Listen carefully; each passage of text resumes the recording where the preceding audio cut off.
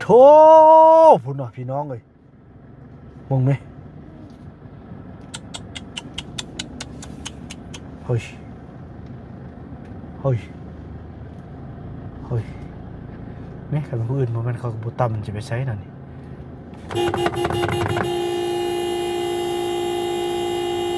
พูดเหรอเด้ครับจะไปดีเบิ่งโทรศัพท์เสียแล้วติคำหน่อยบ่มีซักเลยเจ้าอ่ะใส่ซากไปใส่โดยเด้โธ่พี่น้องเอ้ยเนาะตอนนี้ก็มีทางพี่น้องเข้ามากินมาทานน้ำอันนี้อันซื้อยังเนาะเอ้ยนี่ซื้อพรซื้อพรเนาะเด้อพ่อเฒ่าจันเอ้ยเดี๋ยวลูกนั่นอยู่ดีมีแห้งแน่ก็เดิมนี้เอ้ยพรมันก็มีข้าวสารเนาะแล้วก็มีเงิน50,000เด้อมาร่วมกินร่วมทานน้ำให้ไปคำไปสู่ไปเบิ่งไปแย่งเพิ่นเด้อให้เพิ่นร่ำเพิ่นรวยเด้ออันนี้ก็ทางครอบครัวครอบครัวน้องนุชเนาะเอื้อยติละน้องนี่น่าจะน้องเนาะโดยน้องนุชเนาะพร้อมด้วยครอบครัวเด้อพ่อตุจันเด้อเนี่ยเพิ่นมากินมาทานน้ำเนาะมีเงินนี่20,000เด้อแล้วก็มีข้าวเนาะเพิ่นมากินมาทานน้ำไปเบิ่งไปแย่งให้เพิ่นอยู่ดีมีแห้งครับเพิ่นร่ำเพิ่นรวยถึงห้วยรวยเบอร์เด้อพี่น้องเอ้ยเนาะ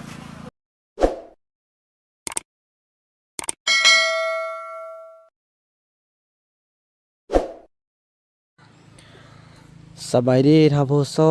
มเนาะโดยว่าคลิปนี้พี่น้องเอ้ยเนาะก็ถือว่าเป็นคลิปที่บ่าวบุญนำได้อยู่ที่บ้านพ่อต้องเหลืองใกล้ลงศพของพ่อเฒ่าจันเนาะเพราะว่าน้ำมันหันพี่น้องเอ้ยก็ถือว่าบ่าวบุญนำสิเปลี่ยนน้ำมันเครื่องเนาะสิออกไปซื้อน้ำมันเครื่องก่อนพอติดมาหมดคืนแล้วพอตั้งแต่ซื้อมาเพิ่นให้เปลี่ยนบ่าวบุญนำบ่ได้เปลี่ยนเนาะและแป๊กพี่น้องมื้อนี้เนาะบ่าวบุญนำจะให้ทุกคนได้เบิ่งไก่พี่น้องเอ้ยเนาะออกจากลกมาหมดเลยพี่น้องบ่อยู่ในลกจักโตเลยออกมาแต่เช้าเลยแม่ตำเฮือนเต็มเลยนี่ออกมาเล่นนะแม่พุ่นก็ห้องโดดขึ้นหลังคาพุ่นน่ะอยู่จอมหลังคาตัวนึงพี่น้องเมื่อกี้น่ะ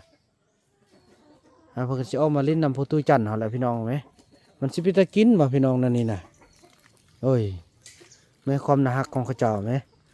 ออกมาแต่ละมื้อบ่เคยออกมาพี่น้องเอ้ยแม่มื้อนี้น่ะออกมาทางใดบ่ฮู้เลยมาเล่นนี่หมดเลยแม่ไก่น่ะบ่จักห้องบ่จักกระตากพี่น้องเอ้ยตัวน้อยตัวใหญ่น่ะบ่จักคันพี่น้องเอ้ยกระตากได้บ่กระตากเนาะมีแต่ห้องเอาไข่นี่แหละแม่พี่น้องพ่อเฒ่าจันทร์นี่เป็นคนบุญอีหลีพี่น้องเอ้ยแม้แต่สัตว์ก็ยังมาตอมน่ะแม่พี่น้องเมื่อวานมีฮอดเฒ่าแก่จีนเนาะเพิ่นมาลิ้นนำพี่น้องเอ้ยมาลิ้นนำมามอบเงิน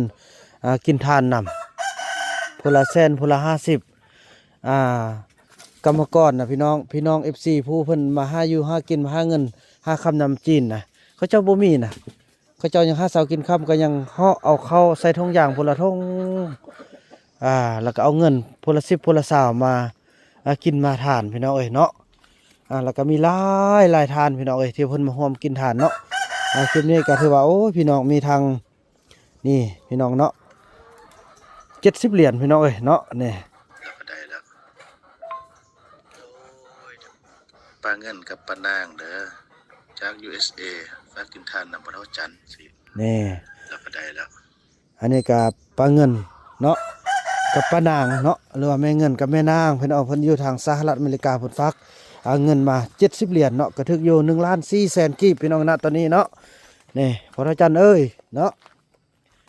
นี่ก็ถือว่าเพิ่นมากินมาทานนำเด้อเนี่ยเนาะ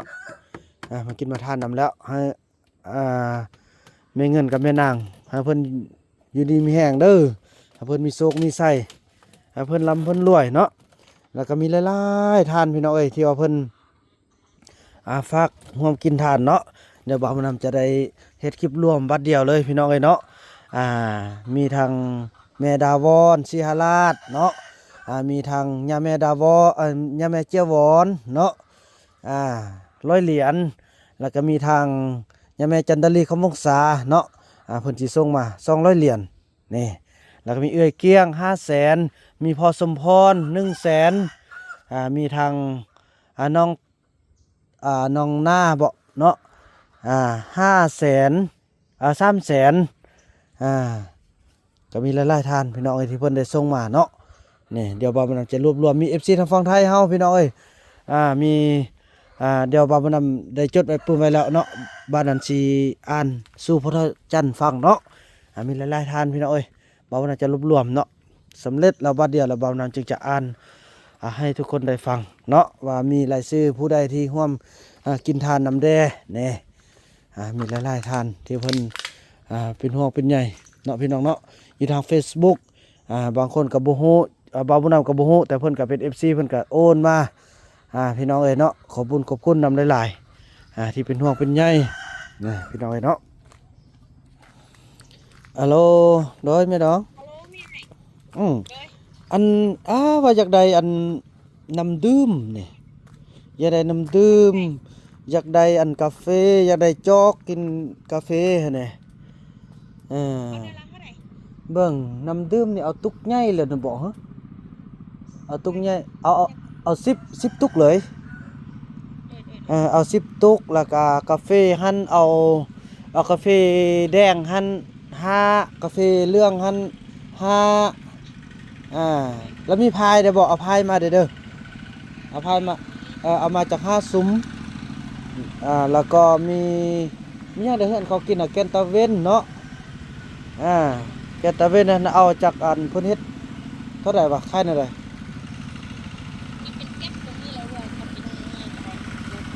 แก๊สนึงเท่าใดน่ะเอาแกนตาเว้นหั่นจากครึ่งนึงแล้วก็เอาจุนกล้วยเด้ตัวละกะมาส้มแล้วเอามาเลยเด้อเพราะมันเราเฮ็ดเป็นวินใหม่เด้อกระดาษทิชชู่เอาไปก็ได้ติเนาะบ่แม่นกินแล้วกินเบียร์เนาะแม่นแหละอย่าลืมจอกเด้อเอาไปก็ดีก็เก็บไว้หมดแหละเราเอามาทางลุ่มนี่เด้อเพราะว่าอยู่เทิงอันปิดประตูก็มาทางลุ่มนี่นั่นเด้อจังซั่นแหละนะพี่น้องเนาะโอ้บ่ลืมอันนึงให้เพิ่นมันซื้อนั่นก่อน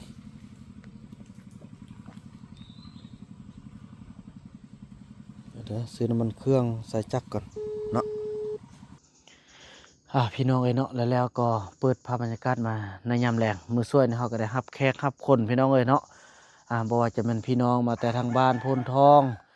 พี่น้องมาแต่นากองเนาะพอเฒ่าเพิ่นก็มาหมดมือพี่น้องมาเฝ้ามาเบิ่งเวียกงานให้บ่าวผู้นำเนาะแล้วก็มีทางซัปเปอร์เลอร์เพิ่นก็มาเบิ่งเนาะก็ถือว่ามื้ออื่นเกี่ยมในการเคลื่อนย้ายพี่น้องเอ้ยแล้วก็มีทางเจ้าหน้าที่อย่างต่างมื้ออื่นจะเป็นเจ้าหน้าที่ทางเมืองพุ่นแหละพี่น้องเพิ่นจะมามือทรงสการเนาะมื้อนี้เพิ่นก็ติดภารกิจพอไก่เด้พี่น้องเอ้ยไปก็พี่น้องก็เป็นมือจึงมาฮอดเนาะเป็นภาพบรรยากาศต้นแรกพี่น้องเอ้ยนี่แม่เฒ่าเพชรเพิ่นก็พี่น้องเนาะน่าสงสารพี่น้องเอ้ยเพราะเฮาก็ได้พยายามอบรมอย่างต่างเพราะว่าเฮาจะใช้น้ำมันแล้วไปออกไปซื้อน้ำมันเติมพี่น้องพอเฮาจะติดมืดมือมืดคืนเลยพี่น้องเนาะพอปั่นไฟเพื่อเข้าลงเย็นนะพี่น้องเอ้ยเนาะโรงเย็นหรือว่าโรงเย็นนั่นแหละเนาะเพราะว่าเมื่อวานนี้ซื้อเต็มทั้งนี้พี่น้องเอ้ย700,000เนาะน้องเนาะ700,000ก็ถือว่ากาบ่ทันหมดพี่น้องเอ้ยก็สิใส่หมดแล้วก็สิแม่นไปซื้อตึมขอโทษตึมจากทางนึงก็น่าจะโอเคแล้วแหละเพราะว่ามื้ออื่นก็น่าจะติดแต่ประมาณตอนเช้าเฮาก็เลือกเอาไว้ได้น้ำโอ้โธ่มันอะไรก่อนเอาลาแท้เอาไว้ได้น้ำเอาไว้ได้ยังจะได้ออกไปซื้อคงอยู่คงกินเติมพี่น้องโอ้ยพี่น้องการใส่ใจก็ถือว่าถ้าบ่มีพ่อแม่FC ช่วยเหลือนี่ก็ยุ่งยากเลยพี่น้องเอ้ยก็ถือว่าค่าเมียนคาบอับคุณให้ซัปเปอร์เลอร์พี่น้องเอ้ยในการที่ว่าเพิ่นเอิ้นมีหยังก็เมียนทรงสการนะเฮาจะมองซัปเปอร์เลอร์นับแต่โลงขุดขุมนี่ยังต่างกระทึกอยู่ 11ล้านกีบพี่น้องเอ้ยเนาะถึงอยู่11ล้านกีบพี่น้อง20,000ปลายกว่าบาทมื้อหนึงก็6ล้าน6ล้านปลายหมื่นปลายพี่น้องเนาะเกือบฮอด20,000 11ล้านนั่นแหละหมื่นปลายหมื่นหมื่นนี่แหละ 18,000 ปลายกว่าบาทนี่แหละแม่นแหละช่วยกันไปพี่น้องเอ้ยขอบอกขอบใจขอบบุญขอบคุณพ่อแม่เด้อเอ้ยอ้ายน้องทั้งหลายเนาะที่เห็นอกเห็นใจแล้วก็ช่วยเหลือพี่น้องเอ้ยช่วยแท้ช่วยว่าพี่น้องเอ้ยถ้าบ่ช่วยนี่แย่เลยทั้งทุกข์ทั้งยากแล้วพี่น้องเอ้ยจังซี่แหละ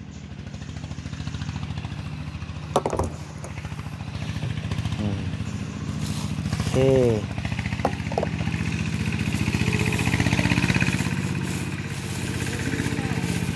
โอ้เสร็จก่อนเด้อถ้าจะสรุปรวมกันโอ้เบิ่ง11ล้านแล้วเกือบฮอด20กว่าล้านบ่ได้นี่เนาะถ้าเบิ่งไว้เช็คเบิ่งพี่น้องเอ้ยเดี๋ยวบ่าวมันจะเช็คบัดสุดท้ายโอ้มีทาง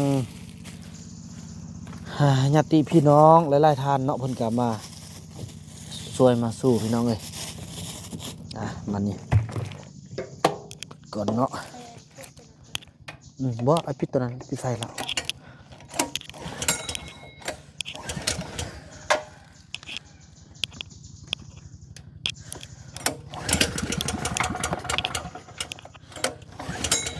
เอ้า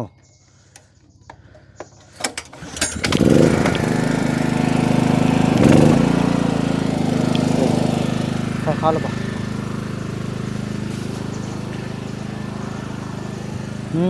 ไฟเข้าแล้วเด้อพ่อตู้เด้อลูกสิออกตลาดก่อนเนาะไปออกตลาดไปซื้อนำซื้อในไปรับแขกมาคอมไปทำแพทย์ได้ก่อนเขาจะซื้อยังมาให้ไปทำแพทย์เลยเด้โอ้ยนางทาบอที่พัวนอนโอ้ยเห็นยังกินเห็นยังกินเนี่ยเข้ากับแบงไว้แล้วมันก็สร้างขอดเด้ซีนที่พวกเขาได้ออกตลาดมาช่วยนี่พี่น้องเนาะเนี่ยเดี๋ยวมาแบงเด้อเนี่ยลูกออกไปซื้อน้ำมันบนนึงเด้อบนนึงลูกมาเด้อลูกไปบนนึงลูกมาเด้อยินดี5เด้อฮะบ่ไปบ่อีแม่นะบ่ไปบ่ลูกนี่จะออกไปซื้อน้ำมันเด้อบนนึงมาเด้อไปพี่น้องเอ้ยไปแซ่ก็ได้ขอบพอเป็นห่วงให้กำลังใจไม่เท่าซ้ำกับย่างเลยพี่น้องเอ้ยต้นซาดเหล่าพี่น้องเอ้ยสงสารอีลี่เนาะก็เป็นแต่บุญที่ฝนบ่ตกพี่น้องเอ้ยถือว่านั้นนะพี่น้องพอจะ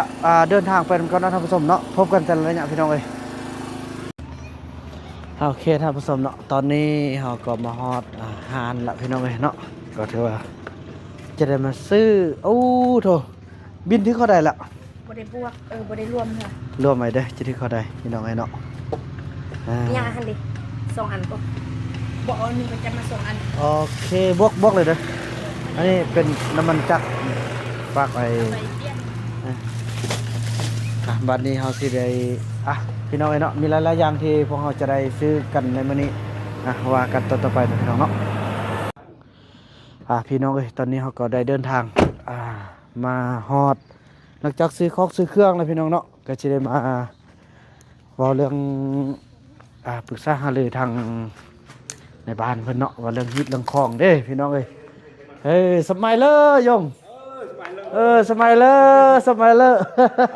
อย่างละสมเหมือนดีพอดีไก่จะรอยงนี่ตั้งมาเบิก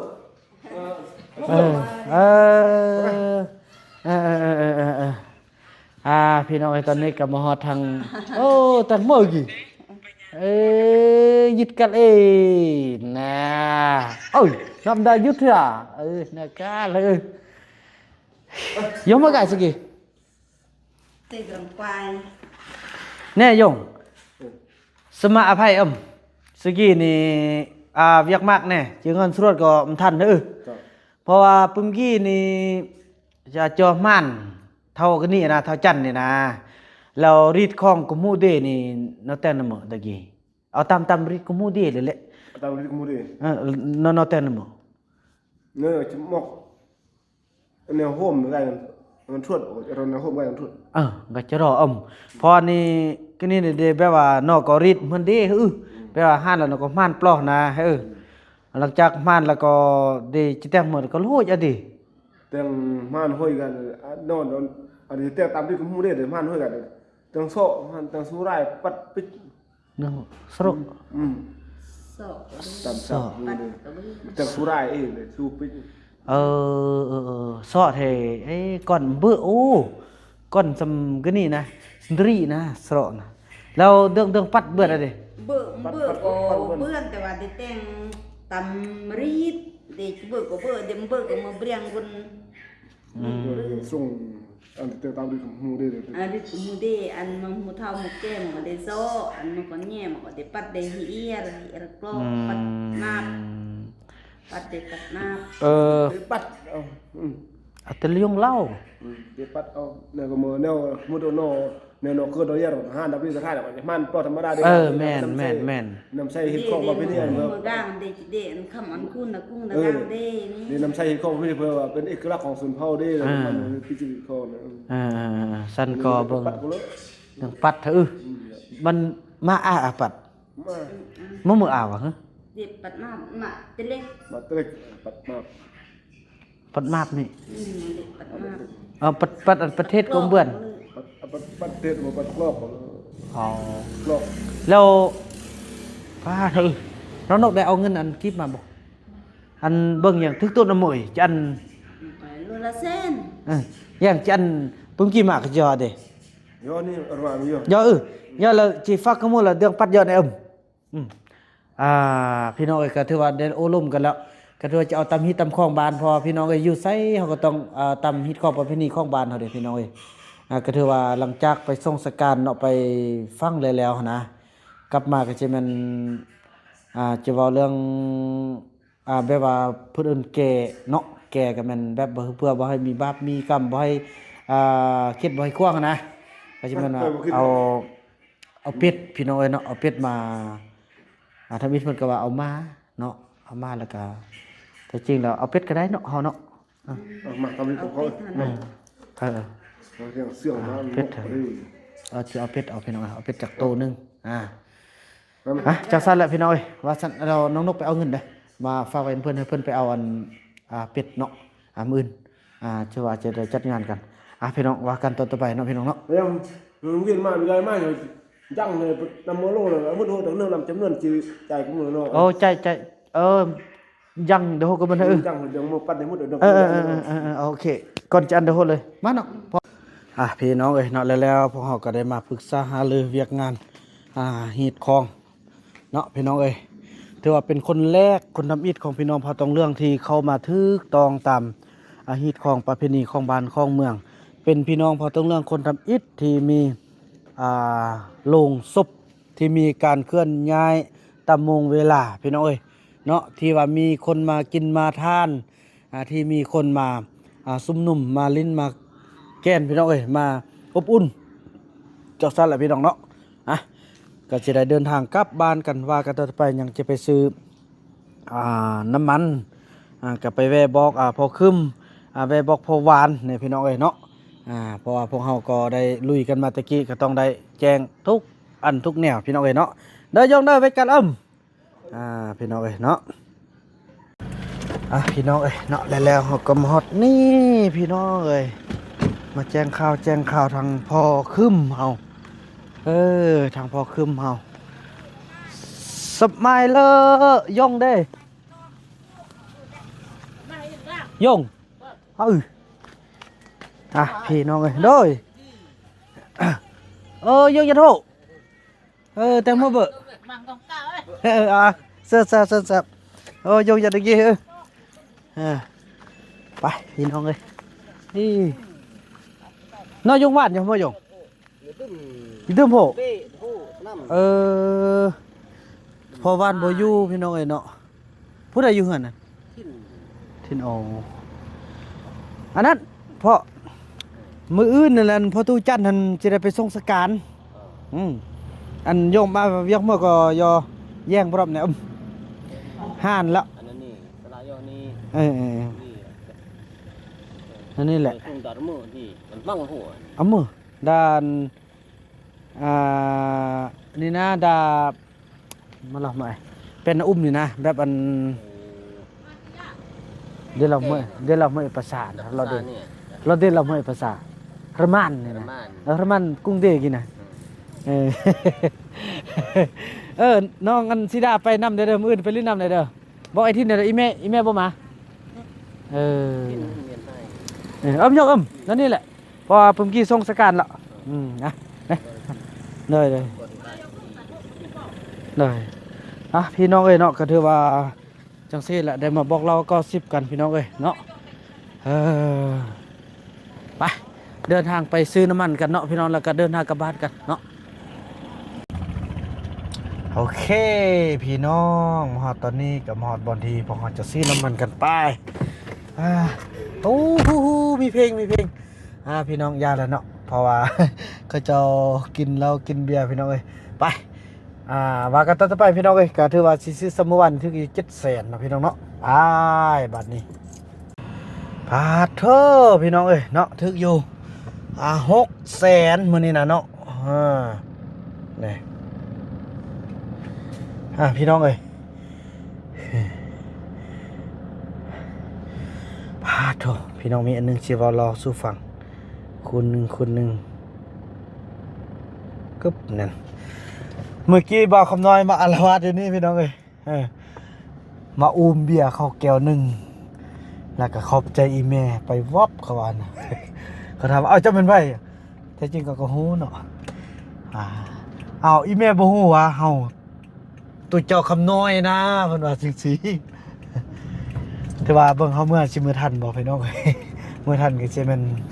เอาเมื่อนำหั่นล่ะเนาะแม่นนั่นตินั่นให้บ่แม่นอันนั้นเลือบอำยำซั่นน่ะเนาะอันนี้ดอกเฮ็ดนี่เนาะไปเบิ่งว่าสิเห็นคำน้อยบ่พี่น้องเอ้ยเบิ่งกันมาลุ้นเนาะเขาว่าเมื่อกี้นี่สัตว์ต้องทันพี่น้องเอ้ยคันเมื่อกี้นี่ต้องทันแน่นอน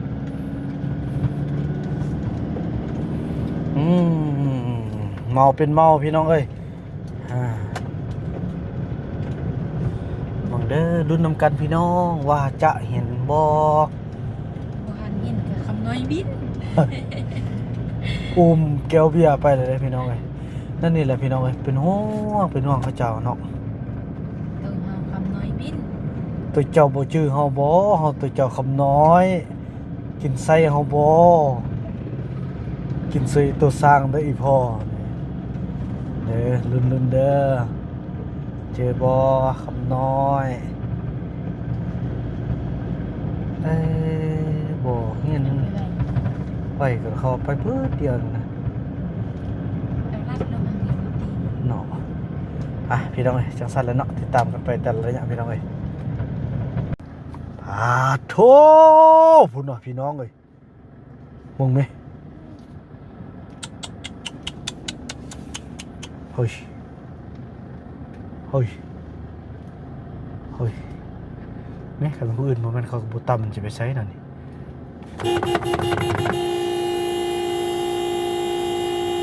พูดเหรอ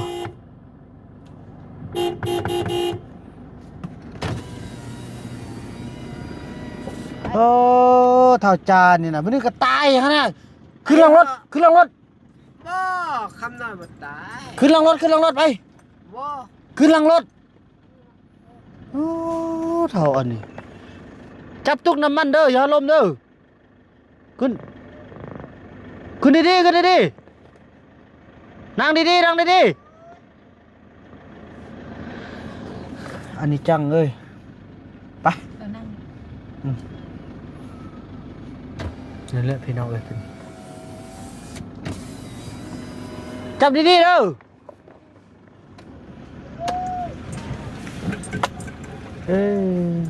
พี่น้องเลยเนาะ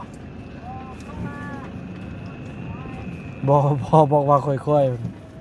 ๆจังสั้นพี่น้องเดินทางมากันต่อไปเนาะมันหัวอักละพี่น้องเลยป้าเถอะตอนนี้บางคำน้อยนี่คือว่าอารวาสนักแท้ข้างล่างนี่จึงเด้อผู้เจ้านี่ ใส่วะที่พ่อบุญนำน่ะ บ่ฮู้แล้วเฮ้อหัว บ้านยังอันนี้น่ะ บูบ้านเท่าใด บ้านบ้าง ลงหาบางแม่นแหละเอ้ย ครับ หาเจียลงบ่ ลงได้คำน้อยน่ะ ลงเลยลงเลยได้เลย น่ะ ต้องวัด โอ้ตุ๊โอ้อย่าไปไวหมดแล้วโอ้โธ่ ให้ ที่นั่นนี่น่ะเนาะ มูละฮักเลยหัวก็แต่เอาว่า ครับใจพ่อเด้ เอ อ อ ครับจะไปดี เบิ่งโทรศัพท์เสียแล้วติ คำน้อยบ่มีซักเลยเจ้าอ่ะ ใส่ซากไปใส่ อยู่อันอีพ่ออัน ไปนอนกันเด้อ ครับ ไปนอน ใจ ไป คำน้อย ไปอีพ่อพาไปเวียกนี่พาไปเอาน้ำเอาในไปรับแขกมาบักกะแลนอย่าสุลงไปลุ่มเด้อนอนท่าดีเด้อยันอีจันเด้อ เออ ไปนอนเด้อเนี่ยอีพ่อย่วงให้ไปย่วงให้แจ้งแล้วไปฮู้ไปเฮือนเด้อไป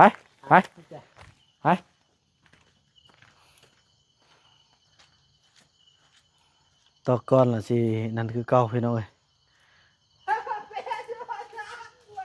พูนทางอยู่พูนว่ะนี่ทางอยู่พูนว่ะบ่มีสร้างไปไปนอนไว้บ่นอนเหี่ยวซะซ่องหมดหรือว่ามันไปเลาะละมันบ่นั่นน่ะแม่โอ้ยคำนวณมันก่อน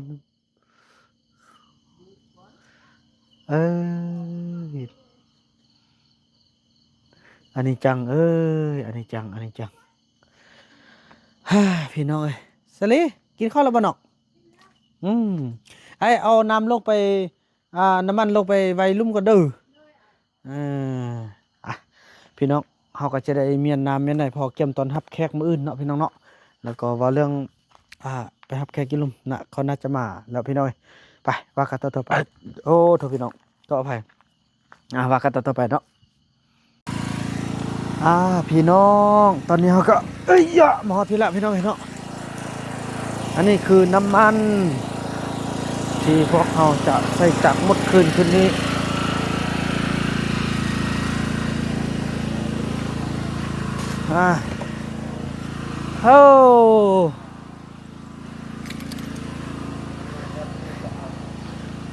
เราทั้งละต้มเบิ้มกาแฟอันนี้นี่ง่ายขึ้นไหมมันหุ่งไหมนี่ปูนมาแล้วพี่น้องเข้ามาแล้วพี่น้องเอ้ยนี่คือปูนมาแล้วพี่น้องเนาะอันนี้ก็เป็นภาพบรรยากาศในยามแรงเนาะที่ว่ามีพี่น้องเขามายืมมายามพอดีมาฮอดพี่น้องเอ้ยไปมาช่วยนี่พี่น้องพอตุจันเอ้ยเพิ่นมาลิ้นน้ำเลยเด้อบ่เงาละมื้อนี้นะ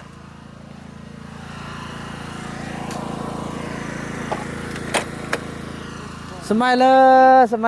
ยโดยโทพี่น้องเอ้ยเนาะตอนนี้ก็มีทางพี่น้องเข้ามากินมาทานน้ำอันนี้อันซื้อยังเนาะเอ้ยนี่ซื้อพรเนาะเด้อพ่อเฒ่าจันเอ้ยลูกนั่นอยู่ดีมีแห้งแน่ กระเดิมนี้เอ้ยพรมันก็มีข้าวสารเนาะแล้วก็มีเงิน50,000เด้อมาร่วมกินร่วมทานน้ำให้ไปคำไปสู่ไปเบิ่งไปแย่งเพิ่นเด้อให้เพิ่นร่ำเพิ่นรวยเด้ออันนี้ก็ทางครอบครัวครอบครัวน้องนุชเนาะเอ้ยทีละน้องนี่น่าจะน้องเนาะ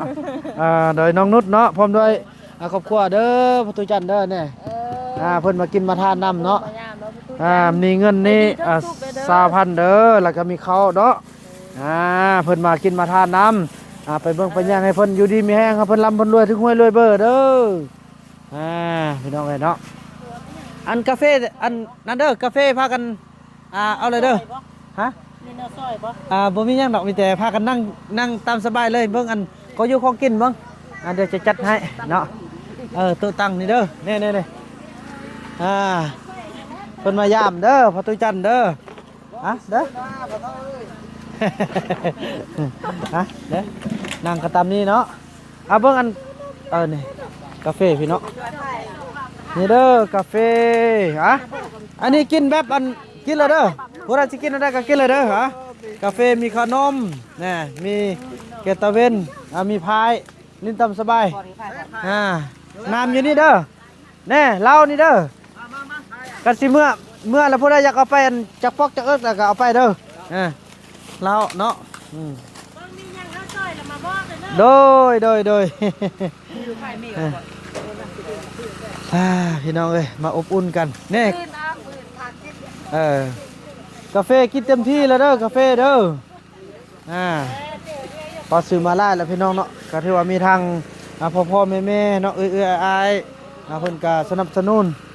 เดี๋ยวบ่าวมานำจะสรุปพี่น้องอีกคลิปที่หลังจากสำเร็จเนาะว่าการสิเรือทึกเท่าใดพี่น้องเอ้ยไปเบิ่งฟังนี่เนาะพี่น้องครับแขกเนาะอันแย่งอันอมแล้วคือนี่อมแล้วก็เอื้อกเป็นกันเองโดยเบอร์จะเบอร์มากับแล้วยัดเบอร์มาแล้วไปแล้วโดยโอ้ยเลยริยำยกกันแย่เนาะเกินอมน้องโอ้ลอย น่ะ โอ้ยไม่ก่อนได้ละ โอ้โดยนอตัวแรกนี่ยัดมือตัวแรกโยกอีโมนี่นะยัดมือน่ะพี่น้องเอ้ยภาพบรรยากาศนี้ก็เริ่มก็คืนกันแล้วเนาะพี่น้องเนาะก็สิว่ากันในคลิปต่อไปพี่น้องเนาะคลิปนี้บ่าวนำจะขออนุญาตจบคลิปกันสักนิดก่อนแล้วก็ว่ากันใหม่ในคลิปต่อไปเนาะคลิปนี้บ่าวนำขอกล่าวคำว่าสบายดี